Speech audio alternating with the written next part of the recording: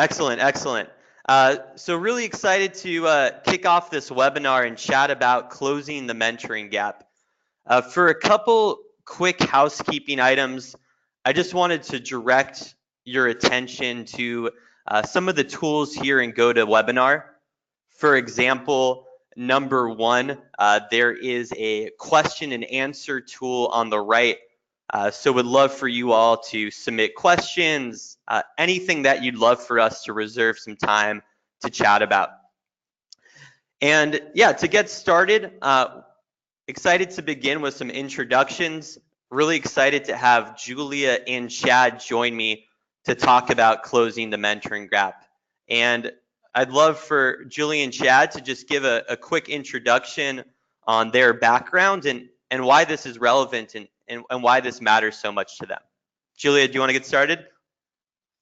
Sure. Hi, everyone. And I'd love for participants, if they can enter into the chat bot who they are and where they're from, that would be helpful for us as well.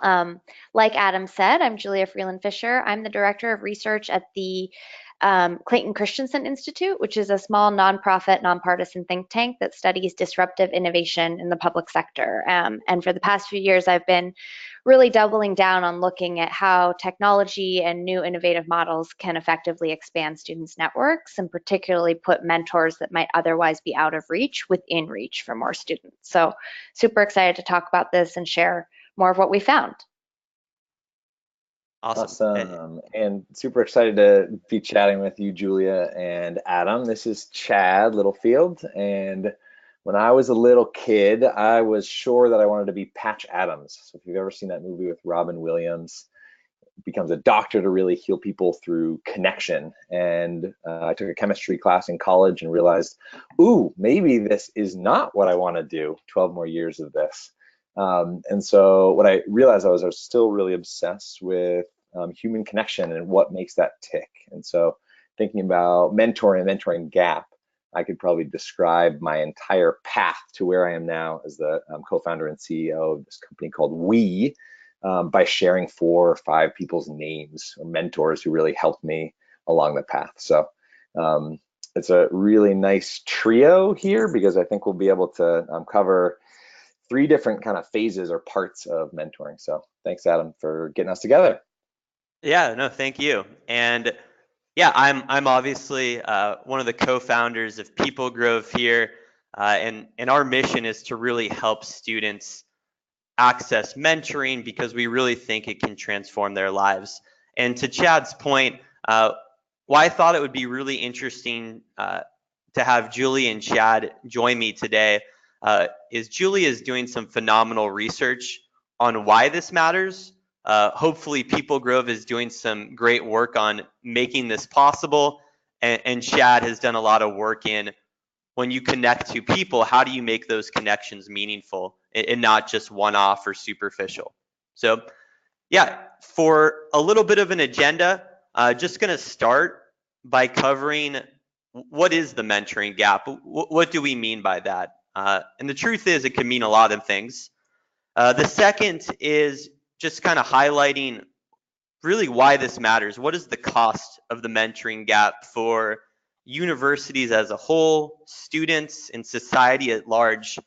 And then for the majority of this, we're going to open up a kind of panel style Q&A and then leave room for a lot of audience questions.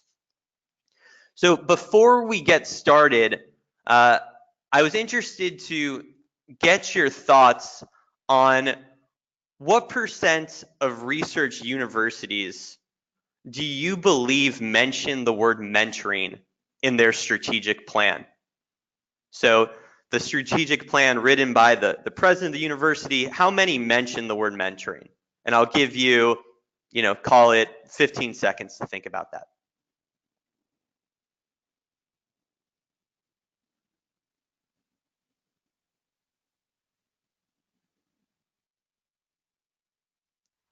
All right, looks like we've got answers. I'm going to lock that in.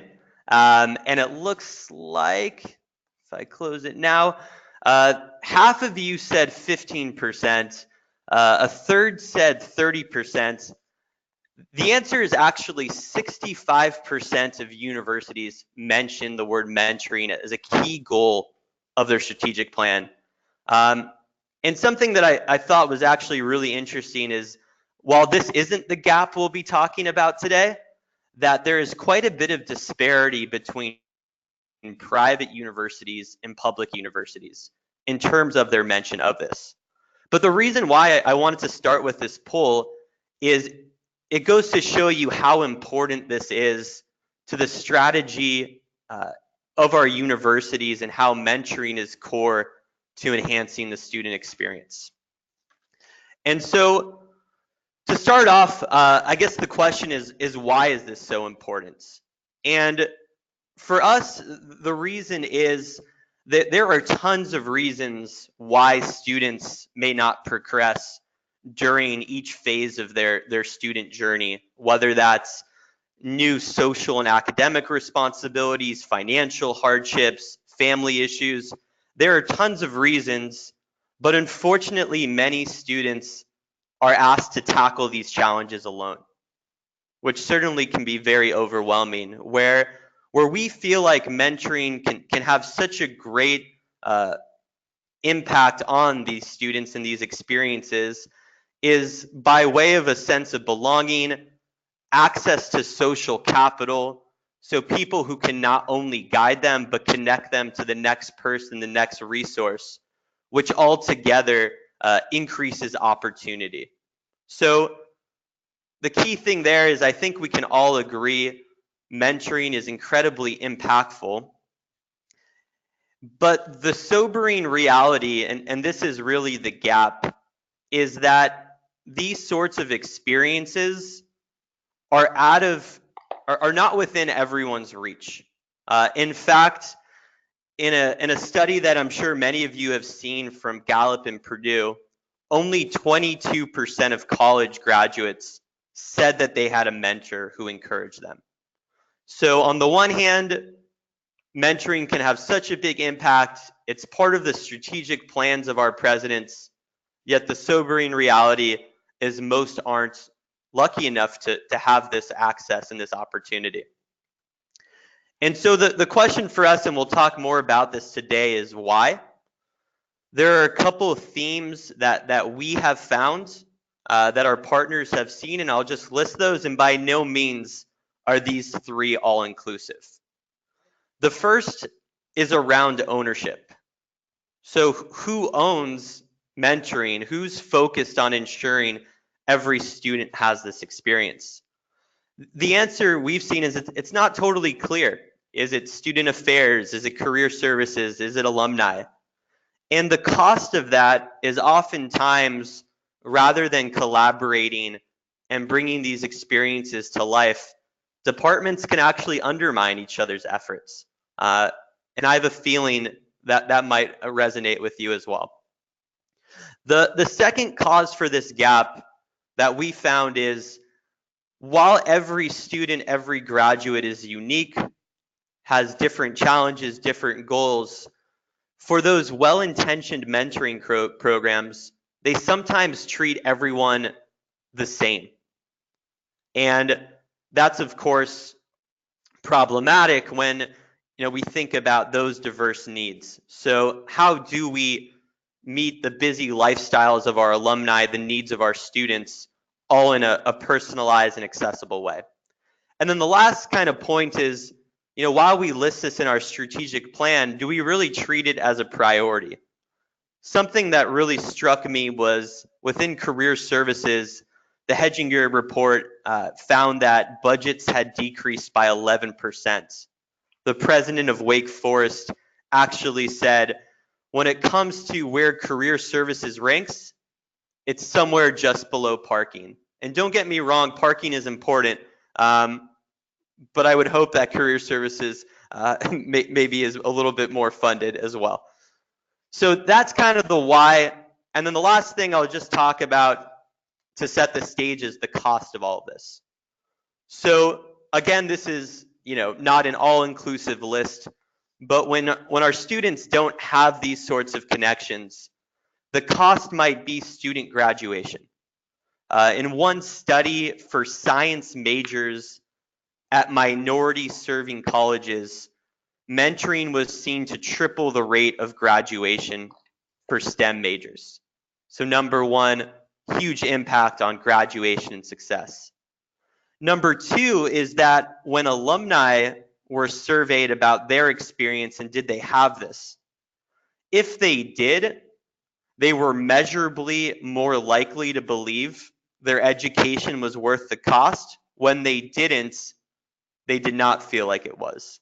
And of course, this affects school reputation and giving because alumni are your greatest champions and advocates. And the last one is it's estimated that by 2025, there will be a shortage of 11 million skilled workers. And the truth is, it's not that we don't have enough students enrolling in higher education, it's that they may not be leaving or graduating or getting the skills they need to succeed. So with all that being said, I'm going to pause there. I just wanted to set some context for what the mentoring gap might be about, being these things are really impactful, they mean a lot, but maybe we haven't found ways to make it possible for all. Before we kick off the panel, I just wanted to ask two more polling questions to get a little bit of an idea of where everyone's coming from. So the next one is simply, what is the number one goal of your mentoring program?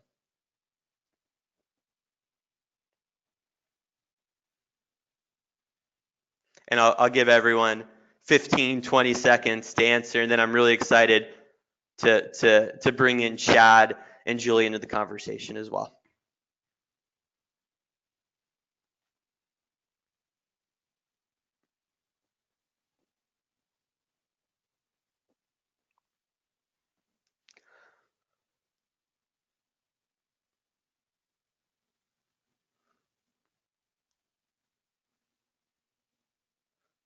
Just give us a few more seconds. We're almost at 100% answered.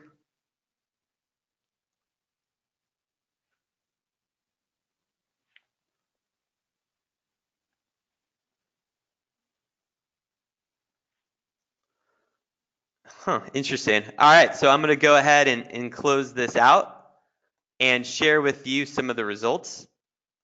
So I'm sure this is impacted also by who's able to join us today, but it looks like the number one reason was increased alumni engagement and advancement. And then after that, quite a bit of others, which we'll be excited for the others to perhaps post some questions, share in the chat box what they're thinking about most. And then as you can see here, career, job placement, and retention are core too. So yeah, I really appreciate you sharing that. And then the last question I have for the group is simply what,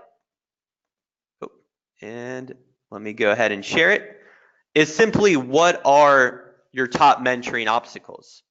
When we think about this gap and how we can work together to bridge it, what comes to mind? Is it that it's hard to find and recruit mentors?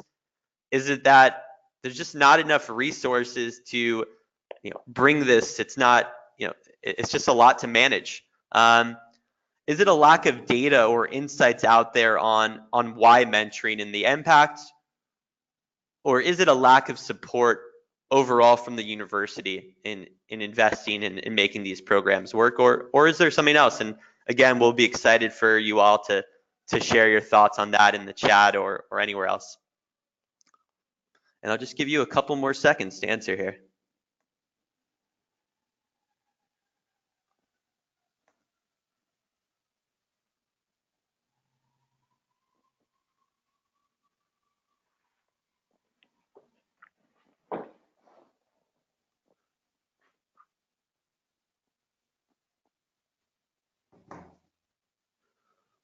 Okay, I'm going to close this out and share with you the results. Interestingly enough, it's not about that it's hard to find mentors. It sounds like we can all believe that there are a lot out there who would love to be. Resources to manage these programs is the most common answer, and getting the full support from your university seems to resonate with many of you as well. Awesome. Well, I really appreciate you sharing those poll results. We're happy to share that data after the fact. But at this point, really excited to bring Chad and Julia back into the conversation and begin to answer and talk about some questions that I had for them, and also hope that you'll begin to submit your questions as well. So we're going to go ahead and share our screen so you can actually see our faces as well. And please mind my massive, massive headphones. They were the only ones I had, and I guess I'm a part-time DJ as well.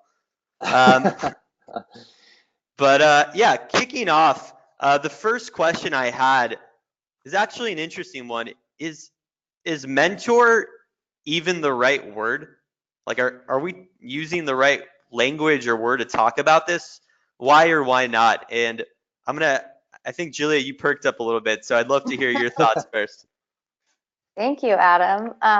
Awesome. Yeah. So like I said, I've been sort of researching the role of networks and innovations that can really start to unlock networks for students. And I think that the problem with the term mentor is that it's this catch-all term that connotes a monolithic relationship of one person who helps you with everything. And that's not actually authentic in terms of the way that networks provide value in our lives. Research really has shown that what we need to both get by and to get ahead is a web of relationships. And sometimes, particularly for younger students, for students in high school and early into college, that web may need an anchor adult that can help the student navigate it. But we're never talking about really just needing one individual. Another piece of the research that's really powerful, I think, to keep in mind, particularly for students who are trying to figure out what they're going to do and enter into the job market, is that conventional wisdom, when we think about mentorship, sometimes make us think that the stronger the relationship, the better. So the more time we can put into a mentoring relationship, the more dividends it will pay.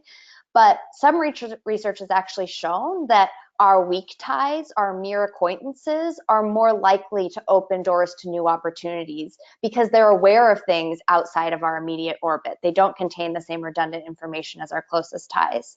So really thinking about how are you arming your students, not with this single individual who will help them get everything done, but how are we providing them a diverse array of people who they can tap into as they navigate college, as they navigate the job market, as they navigate life. Yeah, Julia and I, before we hopped on this, agreed that we would disagree with each other to keep things interesting. But I don't know that I can disagree with that, but maybe to add a layer to it and tie it into the last poll. So I'd love to be able to say, hey, nice to see all of you, but I can't. But that last poll with 49% of you saying, not enough resources to manage mentoring programs, I have to apply a little bit of empathy, imagining that you're all sitting in your institutions and you're one of maybe just you or a few other people helping to create these mentoring programs and feeling a little bit overwhelmed. There are more people that need mentors or more mentees, and that maybe there's more mentors that want to have a mentee than you're able to pair necessarily.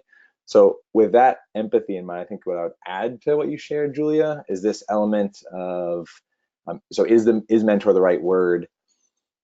For an alumni, for example, saying, hey, would you like to be a mentor? And this alumni is the CEO or COO of a 400-person company.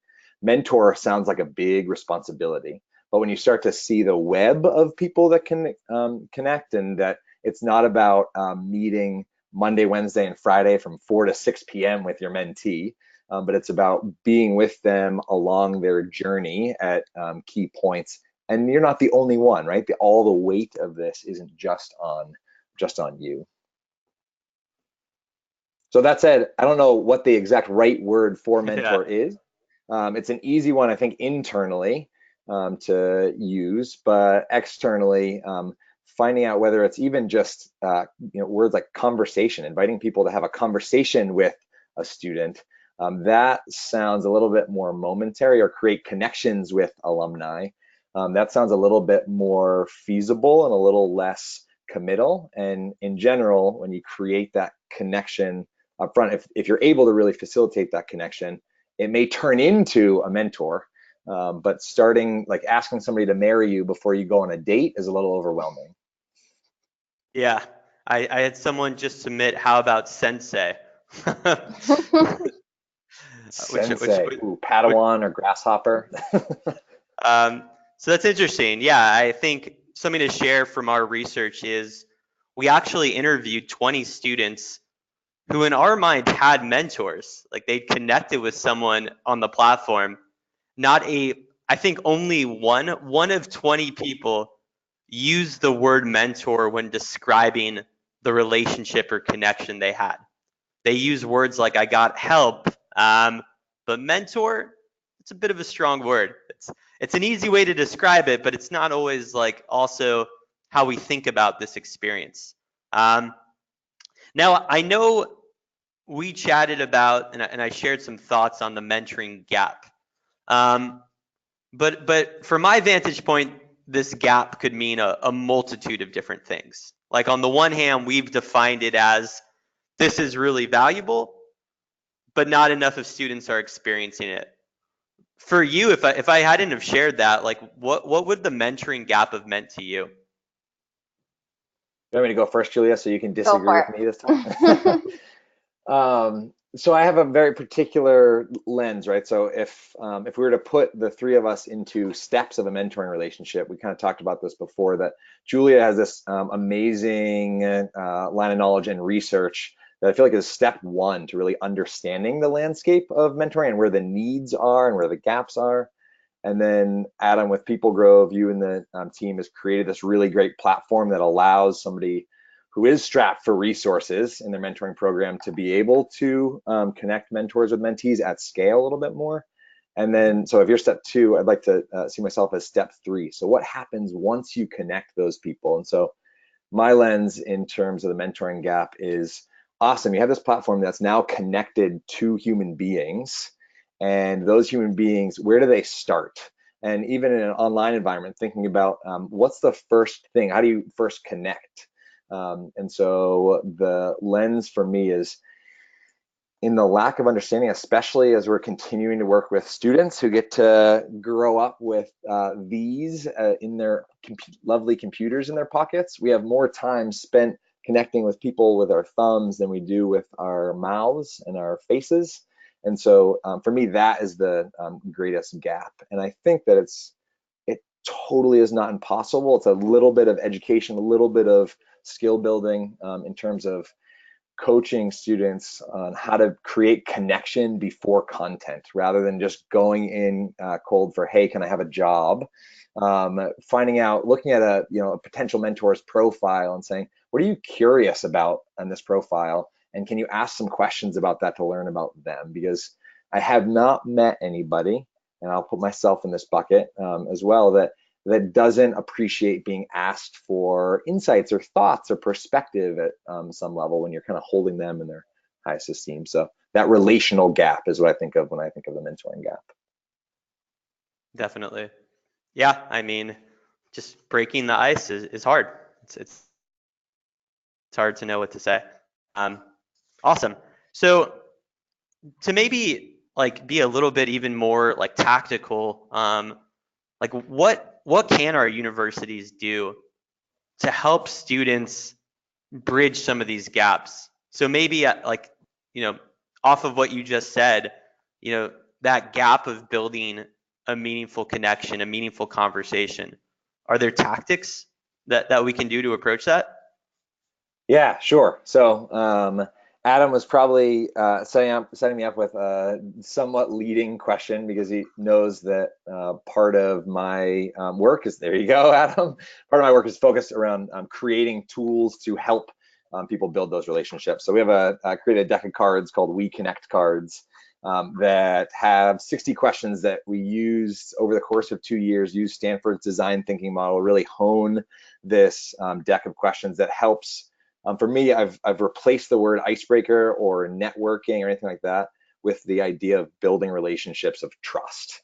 So really wanting to seek to build those relationships of trust with others. The cards are one tool to be able to help create that. And then part of my background, I was working for an organization called World in Conversation, where we teach facilitators or coaches or mentors the skill of asking powerful questions and creating conversations that matter. And so in terms of tactical, there's like when you're in person with students, you can build some of those relationship building skills, and we have resources around that and a connection toolkit to share.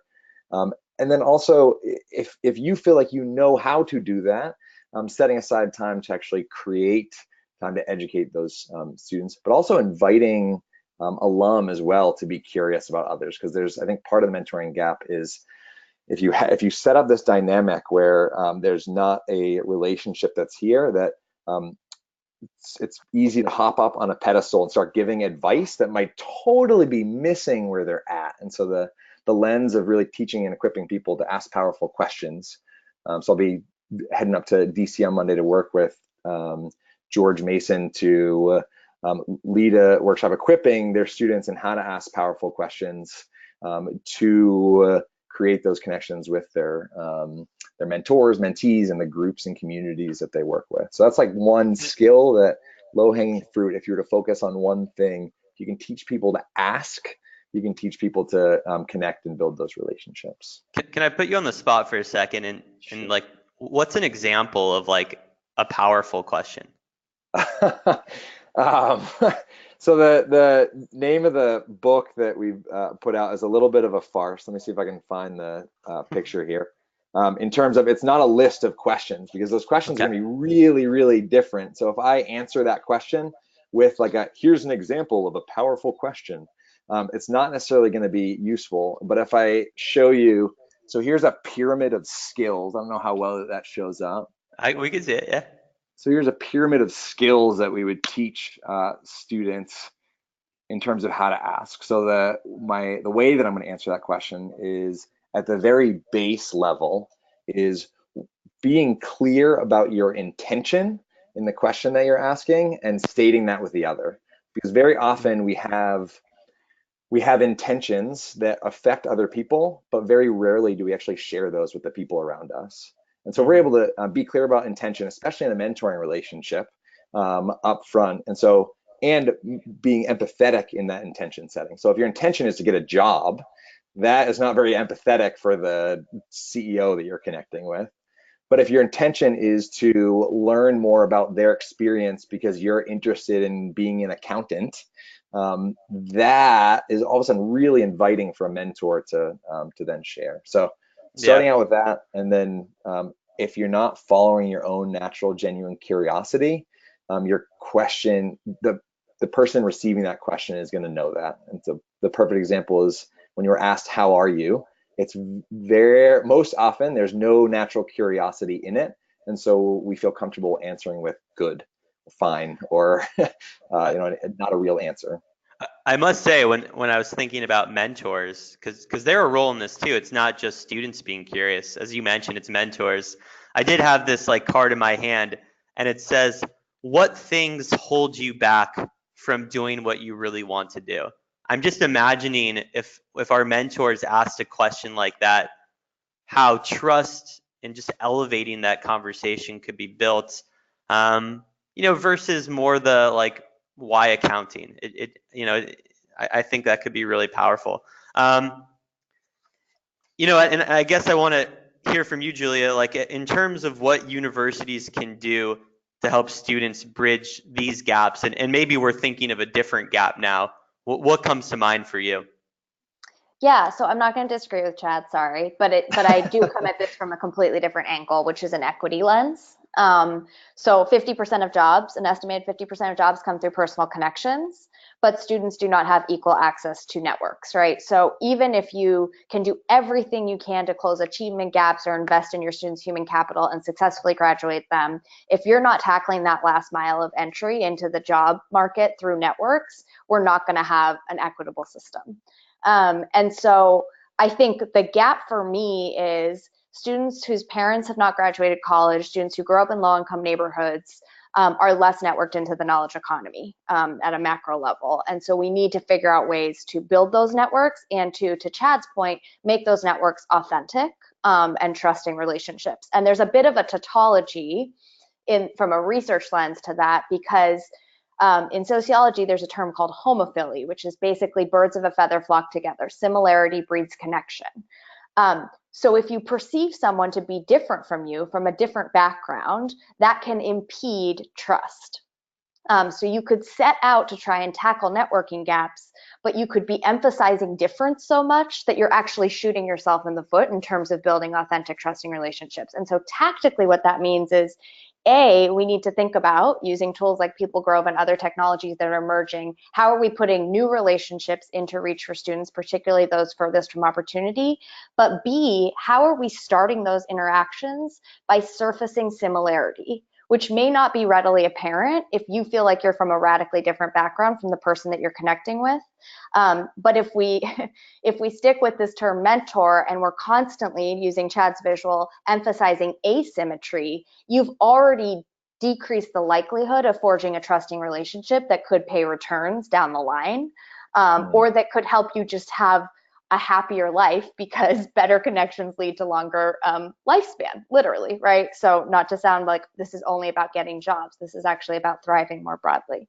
So I think really keeping in mind, how are we taking the students who are furthest from opportunity and putting new relationships and networks within reach for them, and B, how are we starting those interactions by profiling one another so that we can see similarity that we don't see necessarily readily when you just look at where someone grew up, or the number on their pay stub.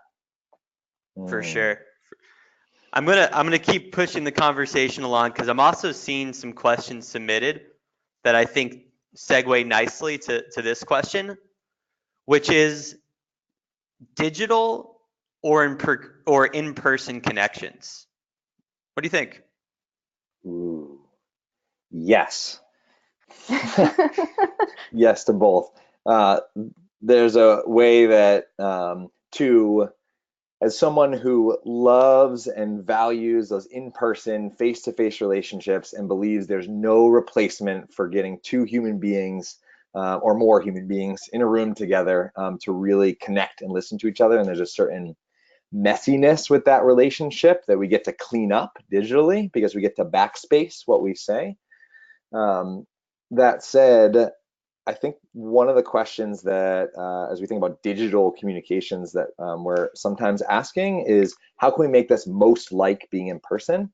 And I think there's a better question to ask, which is, how can we actually make this better than being in person? Meaning, how can we use technology to do things that would otherwise be impossible?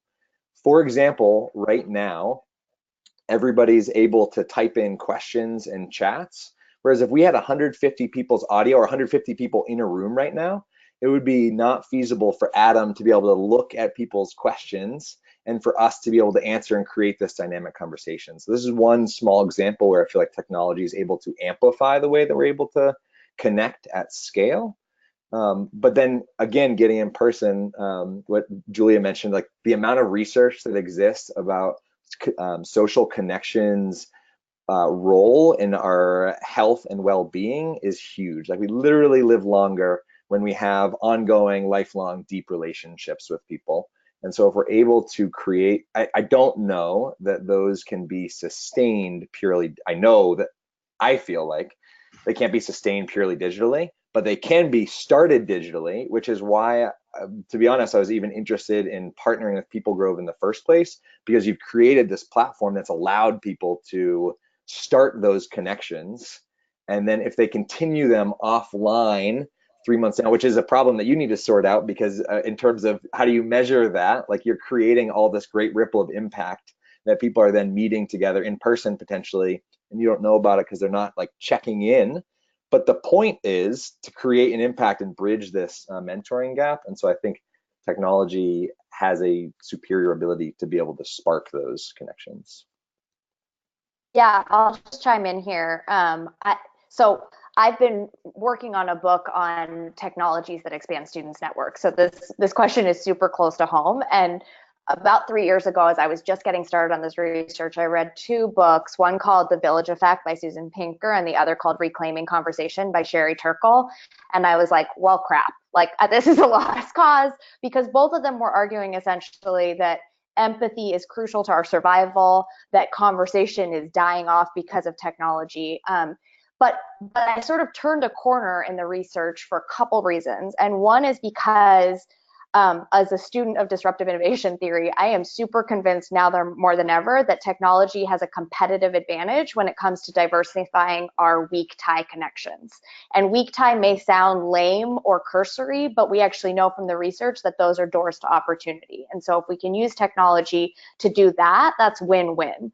The second reason I feel a little bit less despair is that technology actually can improve gradually along the modalities that forge empathy. And what that means is a multimodal experience like video chat, for example, what we're doing right now, actually increases the amount of empathy that can be forged as opposed to a text or even a phone conversation. And so technology can actually start to improve on the things we care about from a face-to-face relationship perspective. And then the last piece that I think is maybe most exciting, although it hinges a bit on the geographies in which y'all are operating, is that technology also has the opportunity to help us go online to then go offline. And that's a phrase that an entrepreneur named Josh Schachter sort of taught me.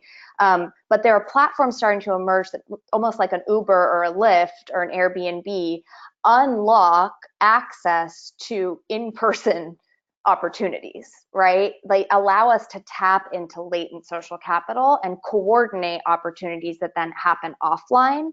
And I think, again, that's where thinking of technology and sort of empathy or social cohesion, they don't have to be in dichotomy or in opposition with one another. For sure. Now, I'm going to kind of leverage one of the submitted questions that I have here, because I think it's a kind of an add-on to this. And someone actually asked, is there any research on Facebook being used for mentoring in higher education? And candidly, Julia, I know you've researched this topic. Like, we're all on Facebook. There's no doubt about it. Does it work for mentoring for students? Great question. So I don't think that there's any reason to think it doesn't, but I also just think of it as a technology platform. And the statistic that for me is telling of where we're at right now with Facebook, this doesn't mean how it could be used down the line, is that 93% of Facebook quote unquote friends know one another in real life.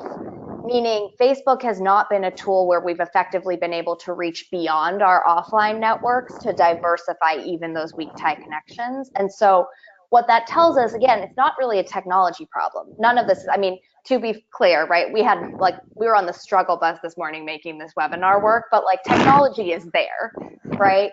The problem is what's the model we're wrapping around the technology to actually facilitate connections that might otherwise not occur. So I know of companies that are building on top of Facebook, building on top of Salesforce, or building their own proprietary technologies. I'm much less interested in that than in how are you actually recruiting new relationships to bear in students' lives? Interesting. And I also avoided the politics of that question, which is like whether or not Facebook is ruining our democracy, which is for a different webinar. Oh yes, let's not go there. Chad, did you want to add anything there? No, I feel like I didn't have the patience to stick around for med school, and I didn't have the patience to stick around for a PhD either. And so I'm going to default to Julia. I think Julia's research brain is much better than mine. Awesome. And by the way, I don't think the chat is working phenomenally. So again, I appreciate everyone using the question tool here. And someone asked Julia about this research on web of relationships. And so we'll share some of that research after the fact, because there was some interest there. Continuing on a little bit, and I'm personally really interested about your thoughts on this, because this is something we struggle with, is how do we collectively think about measuring impact? And I'll stop there. I'll keep it kind of ambiguous, but like, how do we think about measuring impact of all these things? You can think about it. I'll raise my arm for the qualitative level. I think there's so much rich data, and as somebody who actually leans toward this rational, data-driven brain, I love to see that quantitative research and let data influence decisions. And I think sometimes when we get so excited about data like that, we miss out on the detailed data of the complexity of humans. If I have not seen any survey that's captured all the oddities and messiness and awkward bumps and huge successes and opportunities that are created from a mentoring relationship. I just haven't seen any data that captures that fully. And so, yeah, my invitation would be to ask students, ask alumni, what has been the impact of mentoring in your life? How do you feel you've impacted mentees you've worked with? Things like that, and listening to those stories, which is why, and I don't know if Adam, you want to chime in a little bit. I know PeopleGrove actually did sit down and talk to 20 mentees, I think, and got some really rich anecdotal data, which would be really hard to have captured potentially if you didn't actually get in front of them and chat. Yeah, we Claire, our director of product, went out and had conversations with like tons of students to just like hear like what's working, what's not working for you. The challenge is we learned so much. Someone said to us, oh, it looks like we didn't engage much. It's actually because we built immediate trust. We started texting each other and we stopped using your platform. And on the one hand, I was like, that's awesome. Like, that's what I want to hear. But on the other hand, it was like, well, I wouldn't have known this hadn't we chatted. So that's like impact, I guess, at like an individual connection layer. But I think even more broadly, like, schools will ask, like, do we measure it by the number of connections that are formed? By like, yeah, how do we make sense of this? This is new. This is new for us. It's new for me too. So like, I don't know. What do we tell our partners? What do we tell our university presidents when they just say, is this a successful program? Julia? Well, I had things to say until you landed on that question. Then I was like, I have no idea how to answer that question. Don't even worry about that question. So let's start with what you're going to say. That's sort of 10 steps ahead of where we are from a measurement perspective in the field, to be honest, because like there's just a lack of R&D in measuring how. So we have a lot of measurement science in mentorship and what an effective mentorship relationship might look like. We have social network analysis that can allow us to see how networks form, but it's almost like we haven't been able to sort of merge those two to think about both volume and quality together. So what I was going to say from a measurement standpoint is like there's sort of three big buckets I think about. One is we need to, from an R&D perspective, we need to get better at measuring trust. Because the real risk of the kind of boom of technology, particularly for schools and institutions of higher education, is that we start adopting all these tools, but we're actually scaling distrust or we're scaling bias, right? Because we get more efficient at crashing two people together, but to Chad's point, we don't actually think about the quality of that interaction enough. And we actually know from the research that a bad mentoring relationship is worse than no relationship at all. It can lead to decreased sense of self-efficacy among young people. So I think that's one thing, R&D around trust. I think in terms of what you could do tomorrow, that I don't know that we're doing enough, is starting from a place of assets and asking your students who they do know, and starting to do what social workers refer to as relationship mapping. And this isn't just for your students furthest from opportunity. This is for all students, sort of finding out who is in your network. What do you want to do? What do you want to get done? And can you either leverage those people or can we fill in parts of your network where you might not have the connections you need? And then the last piece, I would just point folks to kind of existing research in the space. The Search Institute has done a ton on what they call developmental relationships, and they've really focused on adolescents. So I'd be thinking about your younger students less than your adult learners if you're using that framework, but really looking at what the healthy progression of a relationship looks like. And then Harvard's Making Caring Common project is another project that's really tried to delve in on sort of how do we think about quality of relationships over time. So that's a little all over the place, but to be honest, that's a bit of the state of measurement in this space right now. I wonder, Oh, go Julia, ahead. I want to taking what you just shared and for people condensing it down into an 8.5 by 11 piece of paper. One thought that I would just add to that is one, the question of what's the intent of measuring, and so and also taking into account that anybody who's ever done measurement knows that an incredible amount of resources go into. It's not easy to collect that data qualitatively or quantitatively. But there is some, like you just shared, Julia, there is some research out there. So if the purpose of measuring something is one, to understand your own programming and to be able to share it with folks outside of your program to say, hey, look at this. This is really awesome. There's an impact being Yeah. made. 8.5 by 11 piece of paper. Think about it sharing, rather than think about the term measuring, think about sharing full spectrum ideas.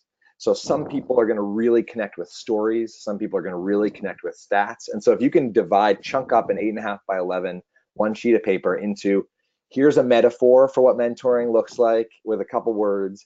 Here's a visual of somebody in conversation with a mentor.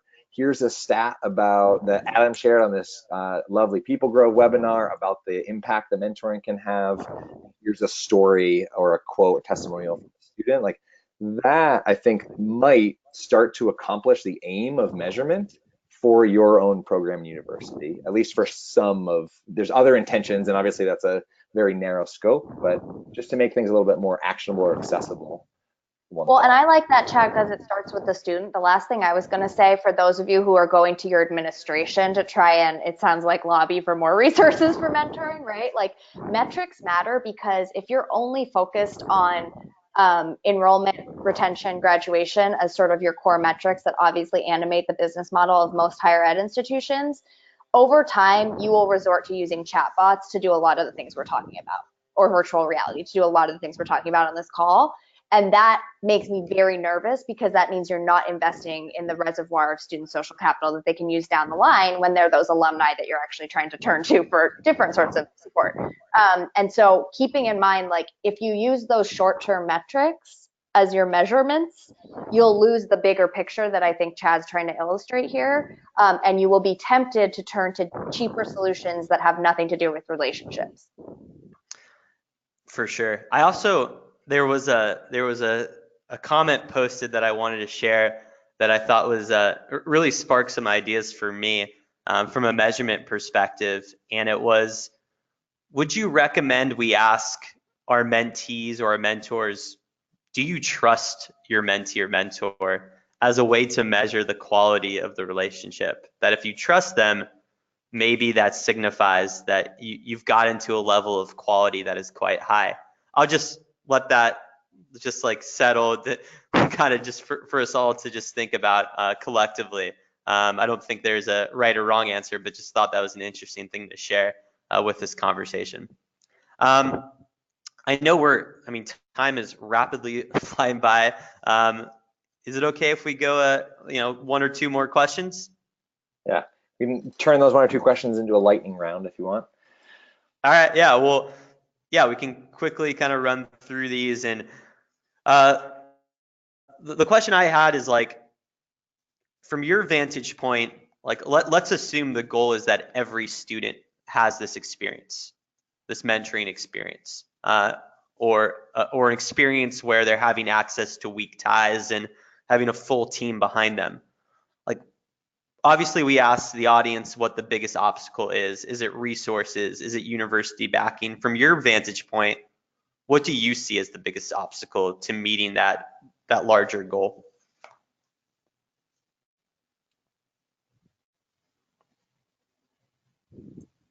For me, it's going to go back to the how I identify the mentoring gap, in that you could get 80,000 people in a room together, 40,000 alumni and 40,000 students. You could pair them all up with each other and say, talk. And that would be connecting at scale, seeding possibility for mentoring relationships. I'd say the biggest barrier for perhaps on the student side is a sense of fear, the social risk required to develop that relationship. On the mentor side, it might be the fear of commitment. So there's fear that's a barrier in there at a human level, but I'd say it's hugely at that relational level, because especially for folks that are committed. There are very few people that I talk with that say, how are you doing? And they say, oh, I'm great. I have ample amounts of free time. I'd love to take on some more projects or some more responsibilities. People's dominant narrative is that there's a time famine. And so if we can overturn that, and I don't think it's a time famine, I think it's a way that we're prioritizing things. So one of the biggest challenges is getting both individuals and institutions to prioritize these relationships and connections because of how much of an impact we know that they have, especially to Julia's area of expertise at raising the bar of that social justice and creating a more equitable relationship landscape in our universities. Yeah, I mean, Yeah. to add, oh, go ahead. No, go ahead, Adam. I was just going to say, as an interesting connection is, yeah, we certainly could pair thousands and thousands of people. And, maybe some percentage knows what to do with that and they have meaningful conversations. A large percentage probably will not. But there might also be inequality in who's able to do that in the first place. If I was fortunate to rub shoulders with these, successful professionals when I was in high school, then I'm probably going to be more comfortable in that situation. And that's not totally fair either. But yeah, Julia, what were you going to say? Oh, I was just going to say, I mean, sort of to Chad's point about time as sort of our scarcest resource in all of this, I do think that one mental shift that's less even prioritizing from this gets more dollars in the budget next year, but that would be really beneficial is seeing that networking is not like just happening at schmoozy cocktail parties. It could be happening constantly within your existing educational model, but you're not seeing it that way. And so I like to think of sort of in the day-to-day course of doing business as a university, what are the moments where actually people are running into each other constantly and we're not treating those as moments of relationship building. We're treating them as sort of transactional or just the way of doing business. And if you can switch your lens to seeing every time a student tries to looks to get feedback on a piece of work, that's a moment of relationship. It's not just a moment of feedback. Every time a student sits down in a club or what have you at school, that's a moment of building relationships and social capital. It's not just a moment of organizing an event. And I do think that taking that lens, we'll start to see latent assets that we can unlock that aren't just sort of line items on your budget. It's still hard work, but it's a different kind of hard work than just expanding a formal mentoring program. It's actually getting, Adam, to your point of the fact that informal mentoring is actually way more widespread. We just need to sort of put on a pair of glasses that let us see all of those opportunities. Awesome. So I got one last question, and then I want to make sure that I'm able to share two awesome resources that you both have provided as well. And kudos to both of you, because the group we had at the beginning are still here. So that's awesome. And I already got a LinkedIn connection, which is super meta to the topic. There you go. Hopefully it had a personalized message in it. Just kidding. So what's just like quick popcorn? Like, what's one thing we can take away from this session? And to be honest, I hope this is the first of many sessions where we're going to go into like specific programs, specific concepts. But for this one, what's like one thing we can take away from this? We haven't mentioned this route, but as I hear, like anytime I get soaked into a webinar and there's all these really wonderful ideas being shared, I'm at a conference, I think I need to always remember at the end of that action precedes clarity. It'd be really easy to say, oh, Chad, Adam, and Julia shared this stuff. It was really interesting. What do I do with my hands next when I get off this?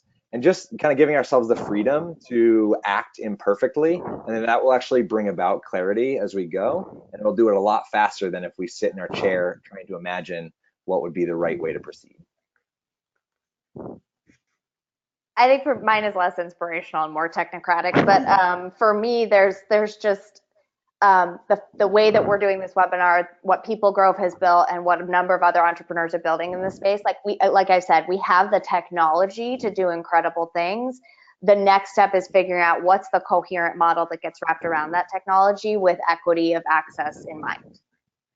For sure. Yeah, I mean, I'll be honest, there was a ton of questions here that like are literally webinars in and of themselves. The last one is, so informal interactions are really meaningful. Are formal mentoring programs ineffective and outdated? Question mark. But Yeah. we don't, well, we can't answer that. No, but I think, yeah. But I'm excited that this is the beginning of hopefully, yeah, many more conversations. Really grateful for everyone's engagement, and I really do want to share just two last things. I'm gonna turn off my webcast here so I can share my screen again. That's probably us too. Yeah, just for a quick second. So I just shared, one, while everyone can't hear you, Chad and Julia, I'm sure they're very grateful for your time today. I know I am. And so I wanted to include both of your emails, and I know you're welcome to continuing this conversation, sharing the research you've done. And more specifically, Julia and her team have been working on this market map. If you go to whoyouknow.org, it highlights all different companies that are looking to help students build connections, whether that's in high school, in higher ed, international students. Just there's a lot of tools that they've put together to hopefully help you all think about the technologies out there, and maybe a few of them will be beneficial to your team as you think through this. So whoyouknow.org. And then lastly, on our team, we use the connection toolkit, these cards. It's allowed us to really build trust between our team, and they really spark some great questions that I'd love to see our students and our mentors think about asking of each other. So you can learn more about that at weand.me, which is a pretty cool domain, by the way, weand.me. And I think if you go /ideas, you'll also see more meaningful tactics. Is that right, Chad? Yeah, so I wanted to turn my webcam on for a second just for a personal invite. Seeing that we just spent the last hour together on a little bit of a one-sided. If you're interested in these tools, and the weand.me/ideas has a bunch of free resources on connection, amplifying connection, belonging, and trust in your own programs. But if we've connected here, make a note about that or something if you choose to get a toolkit, and I'd be happy to set up a time to help you integrate that. Just set up a time, 15, 20 minutes to chat. So there's my personal invite. Please don't offer that to anybody other than the 7 people still on this call. And your email again was chad@weand.me. Again, I want to thank everyone, and I want to thank you for these questions. I'll be collecting the questions that we have because candidly, this will be informing future webinars. This is something that we're all working together to solve and work on a really challenging and tough problem. And I hope this is the beginning of more conversations, and maybe even some of you will be joining me on the next panel to talk about specific programs and learnings. But here's my clap for Chad and Julia. We'll be sending a recording out as well that you can share with your colleagues, as well as some other resources after this. But thanks again. Thank you, Chad. Thank you, Julia, for your time, and everyone else. And hope you have a great Wednesday. Thanks, Adam. Thanks, Adam. Thanks for setting this up. My pleasure. All right. Bye, everyone. Thank you again. More information to come.